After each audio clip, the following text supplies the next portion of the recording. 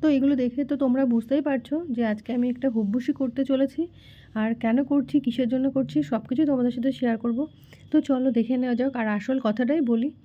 আচ্ছা বলো তো, আমাদের পৃথিবীতে এমন কোনো কর্ম আছে যাতে আমাদের গুরুর প্রয়োজন নেই? হ্যাঁ, সত্যিই আমাদের গুরু ভিন্ন কোনো কার্যই হয় না।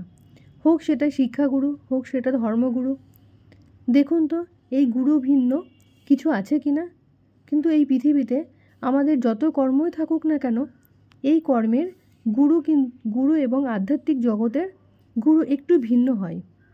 শ্রী রামকৃষ্ণ কিন্তু বলেছিলেন, গুরু হলো ঘটক, যিনি ভগবানের সাথে আমাদের চোখ করিয়ে দেয় বা পরিচয় করিয়ে দেয়। যে দক্ষ ব্যক্তির কাছে শিক্ষা গ্রহণের মাধ্যমে মানুষ অন্ধকার থেকে আলোয় আসার ঠিকানা পায় বা পথ দেখতে পায়, তিনিই হলো আমাদের গুরুদেব। আর সেই গুরুদেব আজকে ইহলোক ত্যাগ করে পরলোকে গমন করেছে, যার কারণে আমরা উদ্দেশ্যহীনভাবে অজ্ঞ মূর্খের মতো দিশাহারা হয়ে হাতড়ে বেড়াচ্ছি। হে গুরুদেব, তুমি আমাদেরকে ছেড়ে কোথায় চলে গেলে? হে গুরুদেব, আমাদের এই অজ্ঞানতার অন্ধকার থেকে কে আমাদের মুক্ত করবে? আমরা কোথায় যাব? আমাদের আপদে বিপদে কাকে আমরা পাশে পাবো? আজকে তোমার শিষ্যরা বড় অসহায় এই জগতে। আর আজকে আমি তোমাদের সকলের সামনে শ্রী গুরু বন্ধনাষ্টক পাঠ করব। আর আমার ভুল ত্রুটি আগে থেকেই ক্ষমা চেয়ে নিচ্ছি। যদি কোনো ভুল ত্রুটি হয়, গুরুদেব তুমি অবশ্যই আমাকে ক্ষমা করো। আর গুরুদেব, তুমি যেখানেই থাকো না কেন, স্বর্গে থেকে তোমার এই অভাগা ভক্তকে, অজ্ঞান মূর্খ ভক্তকে একটু কৃপা করো, যেন তোমার পদতলে একটু জায়গা পায়। তো চলো শুরু করি। ভবসাগর তারণ কারণ হে, রবিনন্দন বন্দন খণ্ডন হে, শরণাগত কিঙ্কর ভীত মনে, গুরুদেব দয়া কর দীন জনে।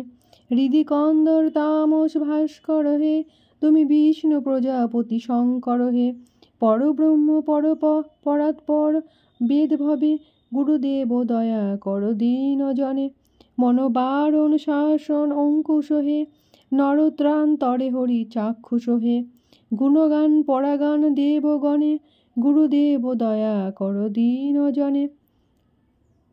কুল কুণ্ডলিনী ঘুম ভঞ্জক হে, হৃদি গ্রন্থি বিদারক কারক হে, মম মানস চঞ্চল রাত্র দিনে, গুরুদেব দয়া কর দীন জনে। রিপুসুধন মঙ্গল নায়ক হে, সুখ শান্তি বরাভয় দায়ক হে, ত্রয়তাপ হরে তব নাম গুণে, গুরুদেব দয়া কর দীন জনে। অভিমান প্রভাব বিমর্দক হে, গতিহীন জনে তুমি রক্ষক হে, চিত্ত শঙ্কিত বঞ্চিত ভক্তি মনে, গুরুদেব দয়া কর দীন জনে। তব নাম সদা শুভ সাধক হে, পতিতা ধম মান ও পাবক হে, মহিমা তব গোচর শুদ্ধ মনে, গুরুদেব দয়া কর দীন জনে। জয় সদ্গুরু ঈশ্বর প্রাপক হে, ভব রোগ বিকার বিনাশক হে, মম যেন রহে তব শ্রীচরণে, গুরুদেব দয়া কর দীন জনে। তো আজকে আমি এতটুকুই শেষ করলাম গুরু বন্দনা। আর আমি আবারও সবার কাছে আমার ক্ষমা প্রার্থনা চাইছি। যদি কোনো ভুল ত্রুটি হয় তো আগে থেকেই সবাই ক্ষমা করে দিও। আর এখন আমি রান্না করছি মুগ ডাল। যেহেতু বাড়িতে নিরামিষই চলছে, আমি তো খাচ্ছি না, আর ওদেরকেও নিরামিষ রান্না করে দিচ্ছি, আমার ছেলেকে, ওর বাবাকে। আর তার জন্য ওদিকে করেছিলাম কুমড়োর তরকারি, আর সোনার জন্য একটু বড়ি ভাজা করেছিলাম, আর এদিকে মুগ ডাল রান্না করে দিয়েছি। তো ওরা এটা হলেও খেতে ভালোবাসে, মুগ ডালটা আমার হাজব্যান্ড ভীষণ ভালোবাসে খেতে। আর যেহেতু আমি পুজো করব না, তো সোনাইকে একটু বললাম যে তুমি যেরকমভাবে পারো একটু ঠাকুরকে জল দাও, আর শিব বাবাকে একটু স্নান করিয়ে দাও। তো ও তো ছোটো, যেমন পারছে তেমনভাবে পুজোটা দিচ্ছে। আর এটা হচ্ছে আমার শিব বাবা, তো ওনাকে একটু শিবের মাথায় একটু জল টল দিয়ে বেলপাতা চড়িয়ে তো পুজোটাও দিয়ে দিল। আর এখানে একটু যে আমি পেয়ারা কেটে নিয়েছি, দুষ্টু একটু ওকেও একটু দেবো, ও খেতে চায় না, ওই দানাগুলো ওর মানে দাঁতে বেঁধে যায়, তো ওই জন্য ও খুব একটা পছন্দ করে না। আর আমিও বেছে বেছে খাই, মানে দানাগুলো আমারও দাঁতের একটু প্রবলেম হচ্ছে, তো সেই জন্য আর কি দানা আমার মানে দাঁতে বেঁধে গেলে একটু মুশকিল হয়ে যায়, ব্যথা যন্ত্রণা হতে পারে।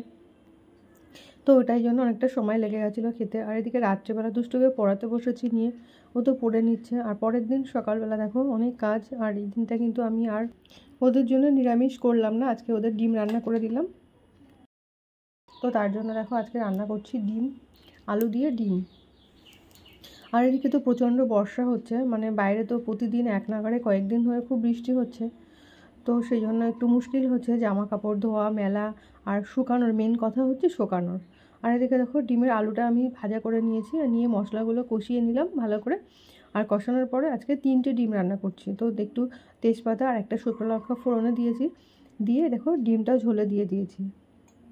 আর দুষ্টু স্কুল থেকে বাড়ি এসে একটু গ্লুকন্ডি খেতে চেয়েছে, তো ওকে একটু গ্লুকন্ডি বানিয়ে দিলাম, আর ওর বাবাকেও একটু দিয়ে দিলাম গ্লুকন্ডি। আর এটা কিন্তু অরেঞ্জ ফ্লেভারের গ্লুকন্ডি, তো এটা আমার ঘরে ছিল, তো এটা ওকে দিলাম স্কুল থেকে আসার পর পরে। ও খেতে এটা ভালোবাসে। আর দেখো আজকে রান্নাবান্না কী হয়েছে। আর তারপর দেখো আমি একটু দুধ জ্বালিয়ে নিচ্ছিলাম, আর এই দুধটা কিন্তু আমার শ্বশুরবাড়ি থেকে এসেছিলো, ওনারাও আর কি দুধটা আমার জন্য পাঠিয়েছিল। আর অনেকটা না দুধটা ছিল, তো কড়াই ফেলে জাল দিচ্ছি, যেহেতু ওই যে আমি যে টিনের বাটিতে জ্বালাই, তো ওই বাটিতে দুধটা জ্বালানো আর কি হয় না, এতটা দুধ তো পড়ে যায় আর ধরবেও না, আসল কথা হচ্ছে ধরবে না। তো সেই জন্যই আমি কড়াইতে জাল দিয়ে রাখছিলাম। আর দেখো এদিকে আমি কি খাচ্ছি।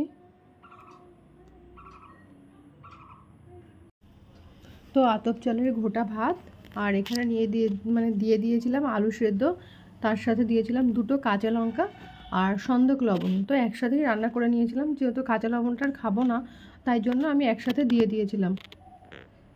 আর ওই যে সেদ্ধ লঙ্কা দিয়ে এখন আলু ভাতটা মেখে নিচ্ছি, এটা দিয়ে খেয়ে নেবো।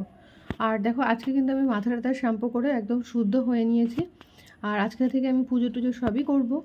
আর এই যে স্নান টান করে সবে মাত্র আসলাম, কাঁচা ধোয়া করে মোটামুটি যতটুকু পেরেছি, একদিনে সব হচ্ছিল না, কেননা এমনি বৃষ্টি হচ্ছে চারিদিকে, জামা কাপড় শুকানোর একটা ব্যাপার আছে, সেই জন্য আর কি যতটুকু পেরেছি আজকে করলাম, আর যেটুকু থাকছে থাকবে।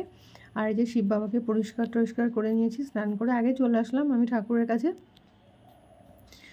প্রায় 3 দিন পুজো করি না, আর আজকে আমি চলে আসলাম ফার্স্ট ঠাকুরের কাছে। আর এই যে দেখো এটা শিব বাবাকে একটু ফুল টুল দিয়ে ভালো করে সাজিয়ে নিলাম আগে, এবার পুজোটা করে নেব। তো চলো দেখতে থাকো, আর তোমরা কেউ স্কিপ করে দেখো না। আর বন্ধুরা, তোমরা যারা এখনও অবধি আমার এই চ্যানেলটাকে সাবস্ক্রাইব করোনি, তারা অবশ্যই একটা সাবস্ক্রাইব করে দিও। আর যদি ভালো লাগে তাহলে লাইক কমেন্ট শেয়ার করে অবশ্যই আমার পাশে থেকো। আর এটা কিন্তু বেশ কয়েকদিন আগের ব্লগ, প্রায় 1 মাস মতো। আর দেখো তখন আমাদের গাছে কাঁঠাল ছিল, আর সেই দিনের কাঁঠালটা আমি মানে আর কি ভেঙেছিলাম, আর কি যে কাঁঠালটা পেকে গেছিলো, ওই দিন আমি কাঁঠালটা ভেঙেছিলাম, আর এই কাঁঠালটা তুলছিলাম আর কি পাকা কাঁঠাল থেকে। আর এদিকে করেছিলাম ছোলার ডাল সেদ্ধ, তো প্রেশার কুকারে আর কি সিটি মেরে রেখেছিলাম আগে থেকে স্নান করতে যাওয়ার আগে। আর এখন এসে দেখলাম সেদ্ধ হয়ে গেছে। আর এই ছোলার ডালটা করার জন্য দেখো আমি দিয়ে দিয়েছি একটা শুকনো লঙ্কা, 2টো তেজপাতা আর জিরে ফোড়ন। আর তার মধ্যে এই ছোলার ডালটুকু আগে ঝেড়ে দিয়েছি, কেন বলছি, মানে ঢেলে দিয়ে আর কি ভাজা করে নিচ্ছি। আর এই যে স্নান টান করে সকালবেলা মাথাটা আর্ট করেছি, দেখো ডাল, ছোলার ডাল, রুটি আর 4 পিস কাঁঠাল নিয়েছি। আর তার জন্য দেখো স্নান টান করে মাথা ঘষে পুজো দিয়ে তারপরে কিন্তু আজকে খেতে হয়।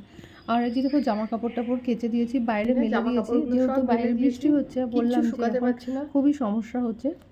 এদিকে দেখো আছে 2টো নাইটি, এখানে হচ্ছে একটা কুর্তি প্যান্ট আছে, এখানে আছে বেড কভার, আর ঘরে তো আরও মেলা আছে।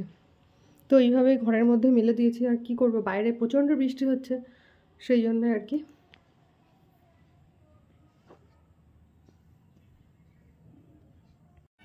এদিকে আমি কাজটা সব সেরে চলে এসেছি রান্নাঘরে রান্না করতে। আর এখন রান্না করব আলুর দম।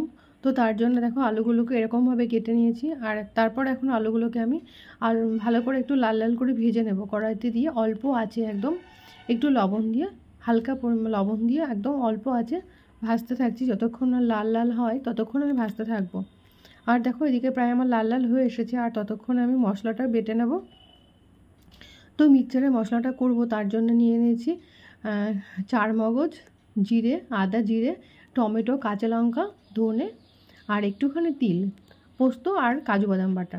তো এইগুলো সব একসাথে আমি পেস্ট করে নিলাম, নিয়ে এখন দেখো আলুর দমটা করব। আর আজকে যেহেতু আমাদের লক্ষ্মীর পালনই আছে, তো সেই জন্য আজকে আমাদের ভাত খেতে নেই।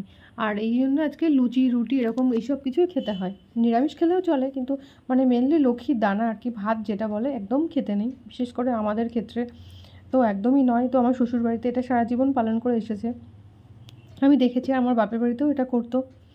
আর এই দেখো দেখো আলুটা তেল ঝরানোর জন্য আমি মাঝখানটা ফাঁকা করে রেখেছি, খুন্তিটা মাঝখানে দিয়ে আর সাইড দিয়ে আলুগুলো দিয়ে ফাঁকা করে রেখেছি, যাতে তেলটা নিচে গড়িয়ে আসে আর আলু থেকে তেল ছেড়ে যাবে আর কি।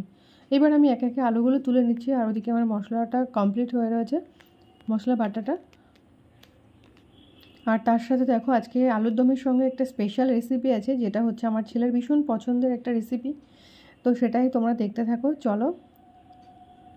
তো দেখো আলুগুলো কিন্তু তুলে নিলাম আমি, আর কড়াইতে দিয়ে দিলাম একটু জিরে, মানে ফোড়নে, আর একটা একটা তেজপাতা দিয়েছি, ছিঁড়ে দিলাম। আর এদিকে মশলাগুলো দিয়ে আলুগুলো দিয়ে ভালো করে কষিয়ে নিচ্ছি।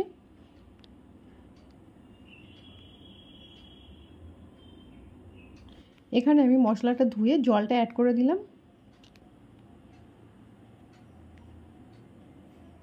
আর আমার ছেলে কিন্তু একটু গ্রেভি গ্রেভি মানে আলুর দম বেশি পছন্দ করে, তো তার জন্য দেখো বেশি একটা ঝোল করছি না, হালকা হালকা মানে গ্রেভি গ্রেভি করছি।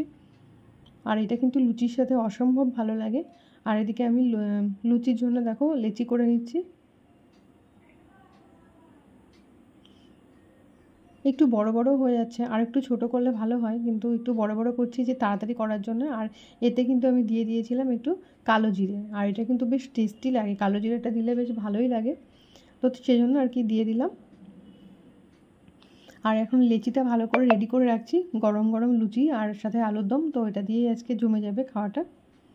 তো চলো দেখতে থাকো, আমার সাথে থেকো। আর এই যে গরম গরম ফুলকো ফুলকো লুচি, সাথে আছে গ্রেভি গ্রেভি আলুর দম। তো তোমরা কারা কারা পছন্দ করো অবশ্যই কমেন্ট করে জানিও। আর বন্ধুরা, আমার আজকের ভিডিও এতটুকুই। ততক্ষণ তোমরা সবাই খুব ভালো থেকো।